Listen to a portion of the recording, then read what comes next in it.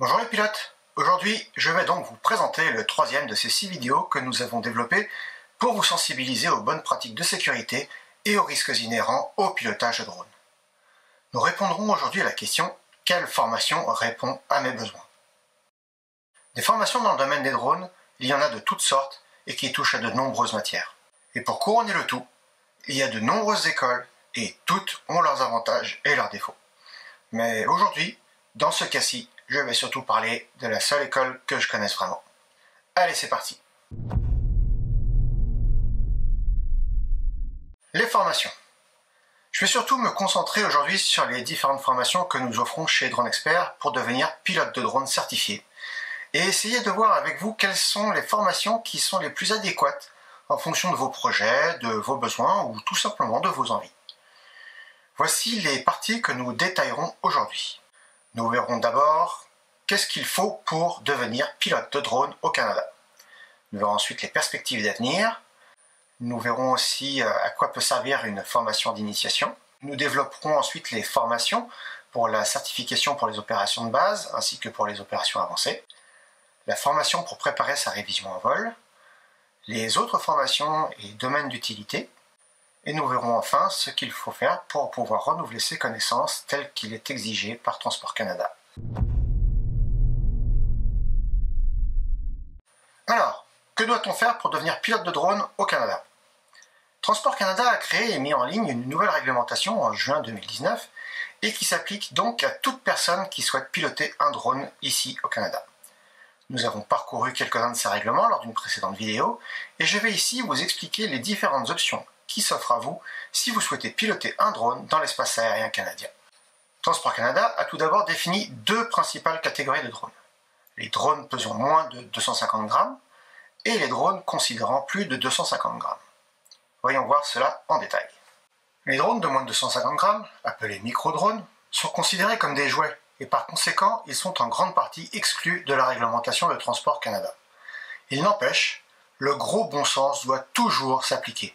On vole à vue, en dessous de 120 mètres au-dessus du sol, on vole loin des aéroports et des héliports, et surtout, on ne met personne en danger. Quant aux drones de plus de 250 grammes, ils sont considérés comme des aéronefs à part entière, et par conséquent, leurs pilotes doivent respecter les règlements de Transport Canada. Et cela inclut évidemment d'immatriculer son drone et d'avoir une licence de pilote délivrée par Transport Canada.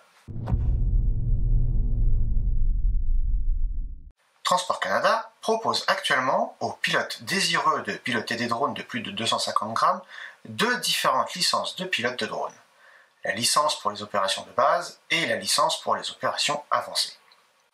Pour être pilote certifié pour les opérations de base et pouvoir faire voler un drone de masse comprise entre 250 grammes et 25 kg dans les espaces aériens non contrôlés, il faut être canadien ou résident permanent.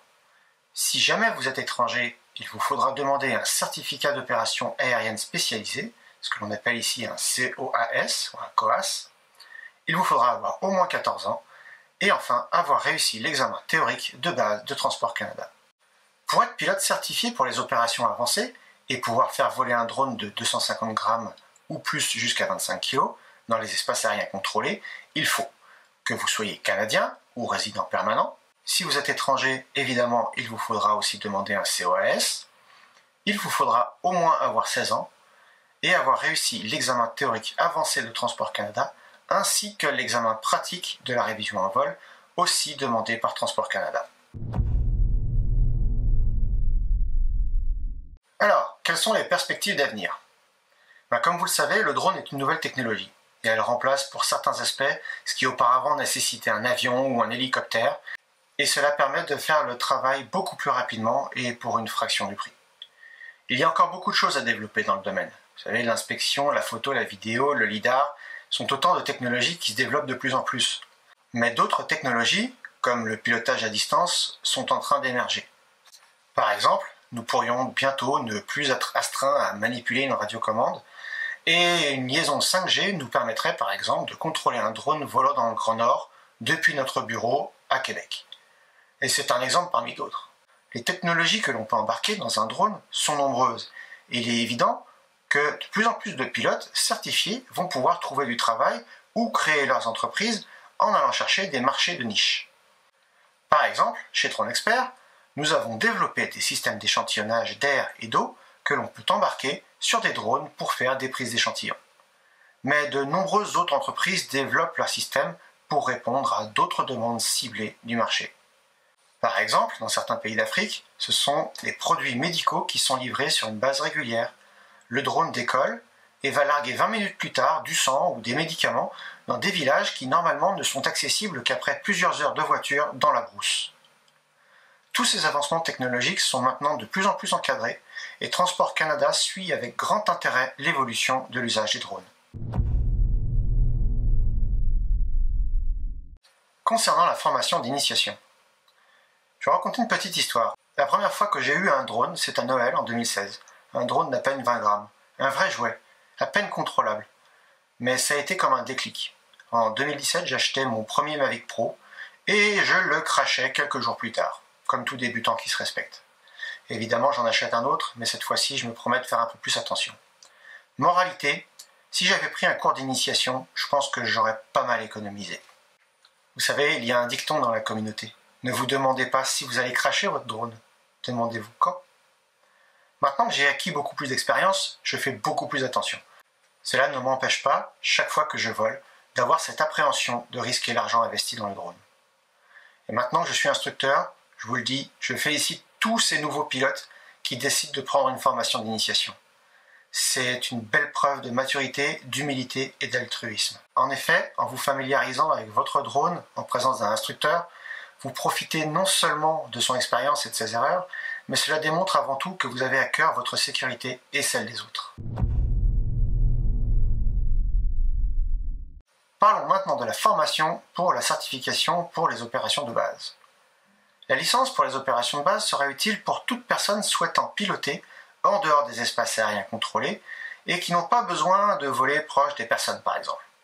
Selon Transport Canada, si vous répondez aux 5 conditions suivantes, vous effectuez des opérations de base.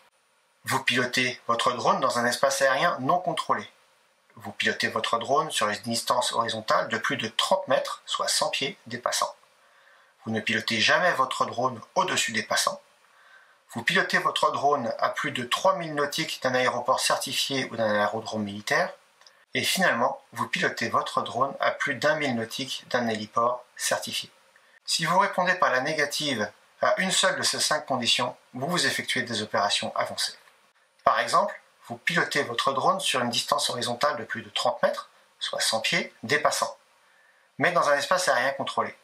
Cette opération est une opération avancée, parce que vous effectuez un vol dans un espace aérien contrôlé, même si vous êtes sur une distance horizontale de plus de 30 mètres des passants. Pour les opérations de base, vous devez suivre les règles suivantes. Immatriculez votre drone auprès de Transport Canada avant de l'utiliser pour la première fois. Marquez votre drone en affichant son numéro d'immatriculation. Réussir l'examen opération de base. Et enfin, être en mesure de produire sur demande le certificat de pilote opération de base et une preuve d'immatriculation lors de l'utilisation du drone. Obtenir cette licence n'est pas très difficile, mais nécessite tout de même quelques connaissances que l'on peut trouver sur Internet, mais pour laquelle DroneXpert a préparé une formation complète que vous pouvez suivre depuis le confort de votre foyer. Cette formation rassemble tout ce qu'il y a à savoir pour passer l'examen de Transport Canada pour les opérations de base. L'examen de Transport Canada se déroule en ligne, comporte 35 questions sous forme de QCM et il vous est alloué un temps de 90 minutes pour répondre à ces questions, ce qui correspond à peu près à 3 minutes par question. L'examen coûte 10 $ par tentative et en cas d'échec, vous devez attendre 24 heures avant de pouvoir faire une nouvelle tentative. Une fois cet examen réussi et votre drone immatriculé, vous pouvez voler dans tous les espaces aériens non contrôlés du Canada. La formation pour la certification pour les opérations avancées. La licence pour les opérations avancées sera utile pour toute personne souhaitant piloter son drone dans tous les espaces aériens du Canada, qu'ils soient contrôlés ou non. Selon Transport Canada, si vous répondez à l'une des conditions suivantes, vous effectuez des opérations avancées. Si vous souhaitez piloter votre drone dans l'espace aérien contrôlé, si vous souhaitez piloter votre drone au-dessus des passants, si vous souhaitez piloter votre drone à une distance horizontale de moins de 30 mètres des passants, si vous souhaitez voler à moins de 3000 nautiques d'un aéroport certifié ou d'un aérodrome militaire, si vous voulez voler à moins d'1 000 nautiques d'un héliport certifié. Pour les opérations avancées, voici certaines des règles à respecter. Immatriculez votre drone auprès de Transport Canada avant de l'utiliser pour la première fois. Marquez votre drone en affichant son numéro d'immatriculation. Avoir un drone avec l'assurance de la sécurité appropriée pour votre opération. Réussir l'examen opération avancée. Réussir une révision en vol avec un évaluateur de vol. Être en mesure de produire sur demande votre certificat de pilote de drone pour les opérations avancées et une preuve d'immatriculation quand vous pilotez votre drone. Pilotez votre drone en respectant les limites opérationnelles.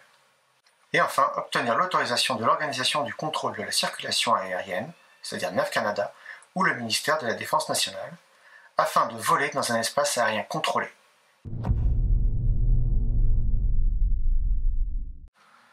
Obtenir cet examen est difficile, je veux dire vraiment difficile. Les connaissances requises ne sont pas faciles à trouver sur Internet et sont souvent incomplètes. Elles font appel à des connaissances qui se réfèrent non seulement à tout ce qui touche au drone, mais à l'aéronautique en général. Beaucoup de candidats se demandent si on va leur demander de piloter un drone ou un avion, tant l'étendue des connaissances à acquérir est grande. Évidemment, nous avons mis en place une formation complète chez Drone Expert pour vous permettre d'augmenter largement vos chances de succès aux 2 examens requis par Transport Canada. Mais soyez assurés que pour obtenir cette licence, vous allez devoir travailler, et pas qu'un peu. Le premier examen de Transport Canada, l'examen théorique, se déroule en ligne, comporte 50 questions sous forme de QCM, et il vous est alloué un temps non pas de 90 minutes, mais de 60 minutes pour répondre à ces questions, soit un peu plus d'1 minute par question. Autant vous dire que vous disposez de peu de temps si vous souhaitez faire des recherches. En toute objectivité, cet examen nécessite une réelle préparation et d'excellentes connaissances. Comme pour l'examen pour les opérations de base, il coûte 10 $ par tentative et en cas d'échec, vous devez attendre 24 heures avant de pouvoir faire une nouvelle tentative. Une fois réussi, vous devrez préparer un second examen, pratique lui, auquel vous vous soumettrez auprès d'un évaluateur agréé par Transport Canada. Ce second examen a pour objectif de valider vos connaissances théoriques et vos capacités en tant que pilote. Seront évaluées entre autres vos qualités de pilote évidemment, votre préparation en général, vos connaissances pour préparer une mission et toutes les connaissances requises pour que vous soyez officiellement pilote de drone certifié pour les opérations avancées. L'ensemble du processus est assez long, mais une fois certifié pour les opérations avancées, vous serez d'abord très fier de vous, mais surtout, c'est une porte d'entrée dans la professionnalisation. Les entreprises qui recherchent des pilotes de drone n'embauchent pratiquement que des pilotes certifiés pour les opérations avancées. La préparation à la révision en vol et à la professionnalisation. C'est une formation que nous avons développée pour répondre à un besoin que l'on pourrait évoquer dans la question suivante. Quand vous passez votre permis de conduire pour la voiture, est-ce que vous pouvez dire que vous avez la même expérience qu'une personne qui conduit depuis de nombreuses années ? Cette formation a non seulement pour but de vous familiariser avec tout ce qu'il y a à savoir pour passer votre examen de la révision en vol, mais va aussi beaucoup plus loin en partageant avec vous toute l'expérience que nous avons acquise sur le terrain. Cette formation vise à vous présenter les différents risques, situations, les différentes procédures d'urgence et comment y répondre adéquatement. Vous y verrez aussi comment planifier adéquatement une mission au travers de différents scénarios de complexité graduelle. C'est clairement une formation destinée aux personnes qui veulent acquérir non pas une expérience, mais une expertise dans le domaine des drones. Le renouvellement des connaissances. Vous n'êtes pas sans savoir que, bien que votre permis de pilote de drone n'expire pas, il vous incombe d'être capable de montrer que vous avez tenu à jour vos connaissances dans le domaine lorsque cela vous est demandé. En effet, Transport Canada exige que les détenteurs de certificats de pilote de drone maintiennent leurs connaissances à jour tous les 2 ans. Et quand on y pense, la loi évolue suffisamment vite pour qu'effectivement, les connaissances requises pour maintenir sa licence de pilote de drone valide soient vérifiées et mises à jour. Pour maintenir ces connaissances à jour, vous avez plusieurs options. Repasser l'examen de base ou l'examen avancé en ligne. Ça prend 90 minutes maximum et ça coûte 10 $. Faites une révision en vol. Ça prend aussi autour de 90 minutes, mais ça coûte un peu plus cher. Vous pouvez aussi participer à un séminaire sur la sécurité parrainé par Transport Canada Aviation Civile. Ensuite, vous pouvez suivre un programme de formation sur les drones dans une école de pilotage de drones. Et vous vous en doutez, nous avons ça en stock. Enfin, vous pouvez suivre le programme d'auto-formation parrainé par Transport Canada. C'est la solution la plus simpliste, mais ce n'est pas celle que personnellement je préfère. C'est un QCM à imprimer et pour lequel les réponses sont fournies. Pour moi, il n'y a aucun défi dans cette formule et rien ne m'oblige à aller plus loin que ce qui est demandé dans ce type de formulaire. Voilà, c'est tout pour aujourd'hui. La prochaine vidéo aura pour sujet comment préparer une mission. Si vous avez des questions ou des suggestions, les commentaires sont toujours là pour ça. Si vous n'en avez pas, c'est pas grave, un pouce vers le haut fera toujours plaisir. Merci les pilotes et à très bientôt.